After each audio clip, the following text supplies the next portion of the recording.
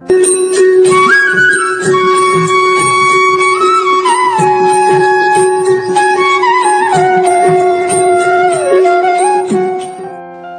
சாய்ராம்.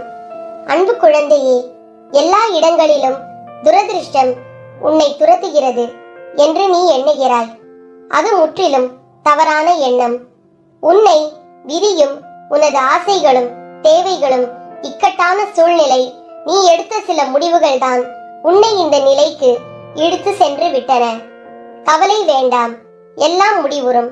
நம்பிக்கையோடு செயல்படு. எப்போது என்ன நடக்குமோ என்கிற பயம் உன்னை சூழ்ந்திருக்கும். உன்னால் நிதானமாக யோசித்து செயல்பட முடியாது. முதலில் மனதை ஒருநிலைப்படுத்து. மனதில் அமைதி இல்லாமல் நீ எதை செய்தாலும் அது சிறப்படையாது. எல்லோரும் உன் உள்ளத்தை காயப்படுத்தும் விதத்தில் நடந்து கொள்கிறார்களே என்று வருந்தாதே. உனக்கு நான் ஒன்றை கூறுகிறேன், கேள். உன் கண்ணீரை வீணாக்காதே. உன் தேவை வலிமை புரியாதவர்களுக்காக நீ வருத்தப்படுவதால் தான் உன் மதிப்பு அவர்களுக்கு தெரிவதில்லை.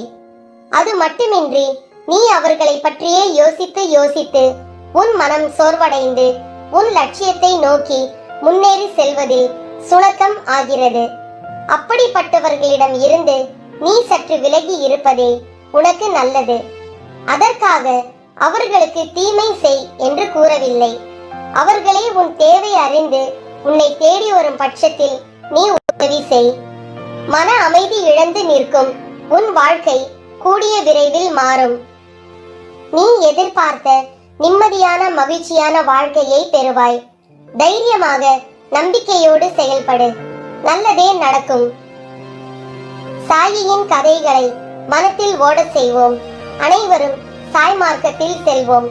பாபா சொன்ன ஞானத்தை அருளும் கதைகள் எத்தனையோ. பக்தி மார்க்கத்தை வழியாக காட்டப்பட்ட பக்தர்கள் எத்தனையோ.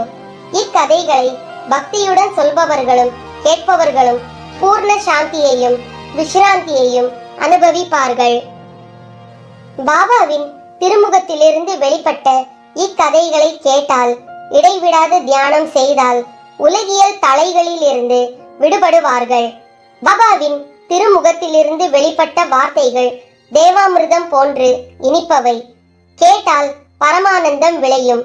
நான் எவ்விதம் இவ்வார்த்தைகளின் மதுரத்தை இனிமையை விவரிப்பேன். வித்வான் போலவும் பேரொழுக்கமுடையவர் போன்றும் நடிக்காமல் இக்கதைகளை யாராவது ஒருவர் பிரவசனம் செய்தால், அதாவது விரிவாக மற்றவர்களுக்கு எடுத்து சொல்லுதல், அவருடைய பாத தூளிகளில் விழுந்து புரண்டாலே எனக்கு மோட்சம் நெருங்கும் என்பதை உணர்கிறேன். இக்கதைகள் சொல்லப்படும் அசாதாரணமான பாணியும் கற்பனை வளத்துடன் பிரயோகிக்கப்பட்ட வார்த்தைகளும் சொற்றொடர்களும் கேட்பவர்களை மெய்மறக்க வைத்து எல்லோருக்கும் மிகுந்த ஆனந்தத்தை அளிக்கும். காதுகள் அவருடைய கதைகளை கேட்கவும், கண்கள் அவரை தரிசனம் செய்யவும் ஏங்குவது போல மனம் தெய்வீகமான தியானத்தில் மூழ்கி பிரக்ஞையை இழந்துவிடும். அன்பான குருவே, என் அன்னை, அவருடைய கதைகள் ஒருவரிடமிருந்து இன்னொருவருக்கு வாய்மொழி செய்தியாக பரவும் போது நாம் பயபக்தியுடன் அவற்றை காதுகளால் கேட்டு சேமித்து வைத்துக் கொள்வோம். சாயியின் கதைகளை நாம் திரும்ப திரும்ப மனத்தில் ஓட செய்வோம். அன்பினும் கயிற்றால் கட்டி எத்தனை முடியுமோ அத்தனையையும் சேமிப்போம். பிறகு இப்புதையலை பரஸ்பரம் சமிருத்தியாக, அதாவது தேவைக்கு மேலாகவே பகிர்ந்து கொள்வோம். மிக சங்கடமான நிலைமை வரும்போது தன்னுடைய கஷ்டத்தை தாங்க முடியாமல் மனிதனுக்கு இறைவனின் ஞாபகம் வருகிறது. முழு தீவிரத்துடன் பக்தி செய்து இறைவனை கூவி அழைக்கிறான். கெடு செயல்களை தங்கு தடையின்றி தொடரும் வரை இறைவனுடைய நாமம் தொண்டைக்கு வருவதில்லை. ஆயினும் முதல் முறையாக இது நிகழ்ந்தவுடன் அவனை ஒரு ஞானியை சந்திக்கும்படி இறைவன் ஏற்பாடு செய்கிறான். உலக வாழ்க்கையின் வழிகாட்டி குரு. க்ஷேத்ராடனத்திற்கும் புனித பயணத்திற்கும் விரதங்களுக்கும் தர்மம் எது அதர்மம் எது என்று அறிந்து கொள்வதற்கும் பற்றறுப்பதற்கும் குருவே வழிகாட்டி. வேதங்களையும் உபனிஷதங்களையும் நமக்கு பிரவசனம் செய்பவரும் அவரே. புத்தியின் கண்ணை திறந்துவிட்டு மனிதனை அவனுடைய நிஜ ரூபத்தை காணும்படி செய்கிறார். மகா காருண்ய மூர்த்தியான குரு சிஷ்யனின் பக்தியால் விளைந்த ஆவல்களையும் ஏக்கங்களையும் நிறைவுற செய்கிறார். இதன் பிறகு புலனின்ப ஆசைகள் க்ஷீணமடைந்து சிஷ்யன் தூக்கத்திலும் ஞானத்தை பற்றி பேசுகிறான். குருவின் அருளால் விவேகம் வைராக்கியம் என்னும் இரட்டை பழங்கள் கைக்கு வந்து சேர்கின்றன. ஞானிகள் அடியவர்களுக்கு கற்பகத்தரு ஆவர். அவர்களுடைய புனிதமான சந்நிதியில் இருந்து கொண்டு பிரேமையுடன் அவர்களுக்கு சேவை செய்தால் சிரமமான முயற்சிகள் எதுவும் தேவையில்லாது செய்து விடுவர். ஆகவே எப்பொழுதும் ஞானிகளின் உறவை நாடுங்கள். அவர்கள் சொல்லும் கதைகளை கேளுங்கள். எல்லா பாவங்களும் ஒழிய அவர்களுடைய பாதங்களை வழிபடுங்கள். உலகின் எந்த கோடியில் இருந்தாலும் நினைத்ததை நிறைவேற்றும் பாபா இறைவனிடம் நாம் அன்பு வைக்கும் போது எழுமுனை அளவு கூட சந்தேகம் இல்லாமல் வைக்க வேண்டும். அப்போதுதான் அந்த பக்தி முழுமை பெறும். நம்முடைய கோரிக்கைகள் நியாயமாக இருப்பின் அதை தெய்வம் நிச்சயம் நிறைவேற்றும் என்ற நம்பிக்கை நமக்கு வேண்டும். பாபாவின் அன்புக்கு பாத்திரமான தாமோதரரை எல்லாரும் செல்லமாக தாமு அண்ணா என்றே அழைப்பார்கள். பாபாவும் அவ்வாறே அழைத்தார். ஒரு தடவை கோவாவை சேர்ந்த ராலே என்ற பணக்காரர் ஒரு பெரிய பார்சலில் 300 மாம்பழங்களை சீரடி பாபாவுக்கு அனுப்பி வைத்தார். அதில் 8 நல்ல மாம்பழங்களை பாபா எடுத்து, இந்த 8 மாம்பழங்களையும் நான் தாமு அண்ணாவுக்கு எடுத்து வைத்திருக்கிறேன், அவை இங்கேயே இருக்கட்டும் என்றார். மசூதியில் இருந்த மற்ற பக்தர்களுக்கு பாபா ஏன் 8 மாம்பழங்களை தாமோதரருக்காக எடுத்து வைக்கிறார் என்ற உண்மை முதலில் தெரியவில்லை. தாமோதருக்கு மொத்தம் 3 மனைவிகள். அவர்களில் ஒருவருக்கு கூட குழந்தை இல்லையே என்ற ஏக்கம் தாமோதருக்கு நீண்ட நாட்களாகவே இருந்து வந்தது. ஏராளமான ஜோதிடர்களிடம் அவர் தன் ஜாதகத்தை காட்டியும் ஜோதிடர்கள் அனைவரும் தாமோதரனின் ஜாதகத்தில் முக்கிய இடத்தில் பாவகிரகம் ஒன்று இருப்பதால் இந்த பிறவியில் குழந்தை பிறக்க வாய்ப்பே இல்லை என்று கூறிவிட்டனர்.